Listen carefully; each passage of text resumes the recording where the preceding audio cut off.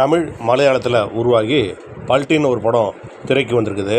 இந்த படத்தில் மலையாள ஹீரோ ஷேன் நிகம், நம்மூர் ஹீரோ சாந்தனு இணைஞ்சு நடிச்சிருக்காங்க. இவங்களோட செல்வராகவன், பிரீத்தி அஸ்ரானி, இந்த பிரேமம் படத்தை இயக்குன அல்போன்ஸ் புத்திரன் அவரும் இந்த படத்தில் ஒரு கதாபாத்திரத்தில் நடிச்சிருக்காரு. உன்னி சிவலிங்கம் இந்த படத்தை இயக்கியிருக்காரு. என்னடா கதை அப்படின்னு சொல்லிட்டு பார்த்தாச்சுன்னா, சாந்தனும் ஷேன் நிகமும் ஃப்ரெண்ட்ஸு. இவங்களுக்கு கூட 2 ஃப்ரெண்ட்ஸ் இருக்காங்க. மொத்தம் 4 பேர். இவங்க கபடி போட்டியில் ஆடி அதில் வர பணத்தை வச்சு பங்கு போட்டு ஃப்ரெண்ட்ஸாக சுற்றி திரிகிறாங்க. ஒரு சமயம் ஊரில் கந்து வட்டிக்கு பணத்தை கொடுக்குற செல்வராகவன் இந்த 4 பேரையும் அழைச்சி, நீங்கள் என்னோடய டீமுக்கு ஆடுங்க, நான் உங்களுக்கு 3 மடங்கு பணம் தரேன் அப்படின்னு சொல்லிட்டு ஆசையை காட்டார். பணத்துக்கு ஆசைப்பட்டு அவங்க செல்வராகவன் டீமுக்கு ஆடுறதுக்கு முடிவு பண்ணுறாங்க. ஆனால் அதுக்கு முன்னையே சோடா பேட்டரி நடிச்சிட்டு ரவுடியாக வளம் வர சோடா பாபு, அதாவது அல்போன்ஸ் புத்திரன், அவங்க டீம்லேயும் ஆடுறேன்னு சொல்லிட்டு வாக்கு கொடுத்துருக்காங்க. ஆனால் அந்த வாக்கை மீறி செல்வராகவன் டீமுக்கு ஆடினதுனால சோடா பாபு கோச்சிக்கிட்டு உங்கள் 4 பேரும் என்ன பண்ணுற பாரு அப்படின்னு சொல்லிட்டு கங்கணம் கட்டி திரிகிறாரு.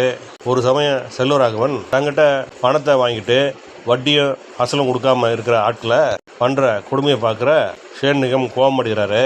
சாந்தனும் மற்ற 2 பேருக்கும் அதே மாதிரி தான் கோபம் வருது. ஆனால் அவங்க அங்கேயே இருக்கிறதால தட்டி கேட்க முடியாத நிலைமையில் இருக்காங்க. ஒரு கட்டத்தில் ஷேன் நிகமோட காதலிக்கு செல்வராகவன் கூட்டத்தால் பிரச்சனை வருது. அதால் செல்வராகவன் கூட்டத்தை ஷேன் நிகம் எதுக்குறாரு, அடித்து துவம்சம் பண்ணுறாரு. கோபம் அடைஞ்ச செல்வராகவன், உங்களை ஓரளவுக்கு ஆளாக்குனது நான் தான், எங்கிட்டே வம்பு வச்சுக்கிறீங்களா அப்படின்னு சொல்லிட்டு 4 பேரையும் போட்டு தள்ளுங்கடா அப்படின்னு சொல்லிட்டு ரவுடிங்களை அனுப்பி விட்றாரு. அவங்ககிட்ட இருந்து தப்பிக்கிறதுக்காக 4 பேரும் ஊராக மறைஞ்சு திரிகிறாங்க. கடைசியில் அவங்க தப்பிச்சாங்களா இல்லையான்றது தான் படத்தோட கதை. படம் தொடங்கி கொஞ்ச நேரத்திலேயே இந்த கபடி போட்டியெல்லாம் வந்துடுது. சாந்தனும் ஷேன் நிகம் மற்ற நண்பர்கள்லாம் சேர்ந்து விறுவிறுப்பாக கபடி ஆடி காட்சிகளை ரொம்ப பரபரப்பாக கொண்டுட்டு போகிறாங்க.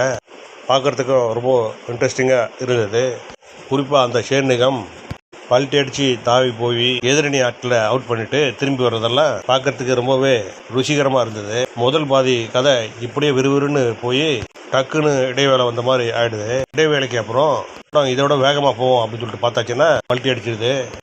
விளையாட்டு போட்டி படம் அப்படின்னு சொல்லிட்டு நினச்சேன். கடைசியில் அது கந்து வட்டி ரவுடி கதையாக மாறி போகுது. விளையாட்டு வீரர்களாக இருந்த இந்த 4 பேரும் செல்வராகவன்கிட்ட மறைமுகமான அடியாட்களை வேலை செய்ய ஆரம்பிச்சிடுறாங்க. நல்லா தானே போயிட்டு இருந்துச்சு அப்படின்ற அளவுக்கு கதையை திசை மாற்றி கொண்டு போயிருக்காரு இயக்குனர் உன்னி சிவலிங்கம். மலையாள ஹீரோ ஷேன் நிகம் படத்தில் தனக்கான கதாபாத்திரத்தை நல்லாவே நடித்து காட்டியிருக்காரு. யதார்த்தமாக நடிக்கிறதுல அவங்கெல்லாம் ரொம்பவே கெட்டிக்காருங்க. மீண்டும் அந்த கெட்டிக்காரத்தனத்தை இந்த படத்துலையும் ஷேன் நிகம் ப்ரூவ் பண்ணியிருக்காரு அப்படின்னு சொல்லிட்டு தான் சொல்லணும். தனக்குன்னு ஒரு மேனரிசத்தையும் வச்சுக்கிட்டு அவர் அநேகமாக கேரளா ஃபுல்லாக கைத்தட்டில் வாங்குவார் அப்படின்னு சொல்லிட்டு தான் தோணுது. சாந்தனுவை நீங்கள் 14 வருஷத்துக்கு அப்புறம் மலையாளத்தில் மறுபடியும் நடிக்க போகிறீங்க வாங்க அப்படின்னு சொல்லிட்டு கூட்டிகிட்டு போயிட்டு அவருக்கு 2 கட்ட கதாபாத்திரம் ஒன்று இயக்குனர் கொடுத்துருக்காரு. இவர் நல்லவரா கெட்டவரா அப்படின்ற கூட புரிஞ்சிக்க முடியாத அளவுக்கு சாந்தனுவை போட்டு பாடாக படிச்சிருக்காங்க. நண்பர்களுக்கே துரோகம் செய்கிற மாதிரிலாம் அவருக்கு காட்சி அமைச்சு கிட்டத்தட்ட அவரை ஒரு வில்லனாகவே மாற்றிருக்காங்க. சாந்தனு இதை தெரிஞ்சு தான் நடித்தாரா இல்லை தெரியாமல் ஒத்துக்கிட்டாரா அப்படின்னு சொல்லிட்டு புரியல. பெருசாக பட வாய்ப்புகள் எதுவும் சாந்தனுக்கு தேடி வர்றதால இந்த மாதிரி கதாபாத்திரங்களை அவர் ஒத்துக்க வேண்டிய சூழ்நிலைக்கு ஆளாகி இருக்காரு. இந்த சீனை இப்படி மாற்றுங்க, அந்த வசனத்தை அப்படி மாற்றுங்க, எனக்கு கொஞ்சம் இம்பார்ட்டன்ஸ் கொடுங்க அப்படின்ற அளவுக்கு கூட அவரால் கேட்க முடியாத அளவுக்கு தான் அவரோட மார்க்கெட் சூழல் இருக்குது. அயோத்தி படத்தில் நடித்த பிரீத்தி அஸ்ரானி இந்த படத்தில் ஹீரோயினாக நடிச்சிருக்காங்க. அவர் கிட்டத்தட்ட தமன்னா கலரில் இருப்பார். அவர் கருப்பு மேக்கப் போட்டு ஒரு லோக்கல் பொண்ணாக காட்டியிருக்காங்க. மேக்கப் எல்லாம் முகத்தில் அப்பொழுது அப்படியே தெரியுது. குடிசை பகுதி பொண்ணுன்னா இப்படி தான் கருப்பாக இருப்பாங்களா அப்படின்ற அளவுக்கு ஒரு கேள்வியை எழுப்பி வச்சிருக்காரு இயக்குனர். பிரீத்தி அஸ்ரானி வாய்ப்பு கிடைச்சா நல்லா நடிப்பாங்க. ஆனால் பெருசாக நடிக்கிறதுக்கு இந்த படத்தில் அவருக்கு வாய்ப்பு இல்லை. 2 முறை காதல் பார்வை, 2 முறை முறைச்சி பார்க்குற பார்வை, கொஞ்சம் அலற சீனு அப்படின்னு சொல்லிட்டு ரொம்பவே லிமிட்டாக தான் அவருக்கு நடிக்க வாய்ப்பு கொடுத்துருக்காரு இயக்குனர். அவரும் வேறு வழி இல்லாமல் வாய்ப்பு வந்தால் போதும், மலையாளத்தில் நமக்கு இதுதான் முதல் படம், இதை ஒரு நூலாக பிடிச்சிட்டு நம்ம மலையாள படத்தில் பெரிய லெவலில் வந்துடுவோம் அப்படின்ற ஆங்கிளில் தான் அவரும் இந்த படத்தில் நடிக்க ஒத்துட்ருப்பார் போட்டிருக்கு. செல்வராகவனுக்கு வில்லன் கதாபாத்திரம் கொடுத்துருக்காங்க. உட்காந்த இடத்துல வில்லத்தனத்தை செய்கிறாரு. சண்டை காட்சியில் வேறு அவர் நடிக்க வச்சுருக்காங்க. கையில் ஒரு ஈட்டியை வச்சுக்கிட்டு அதை வச்சு குத்தி சட்டை செய்கிறாரு. ஆனால் அவருக்கெல்லாம் ஆக்ஷன்லாம் ரொம்பவே ஓவரு. அவருக்கு எதுக்கு இந்த மாதிரிலாம் கொடுத்தாங்க அப்படின்னு சொல்லிட்டு புரியல. மறுபடியும் செல்வராகவன் நல்ல நல்ல படங்களை இயக்கிறதுக்கு திரும்பி வரணும்.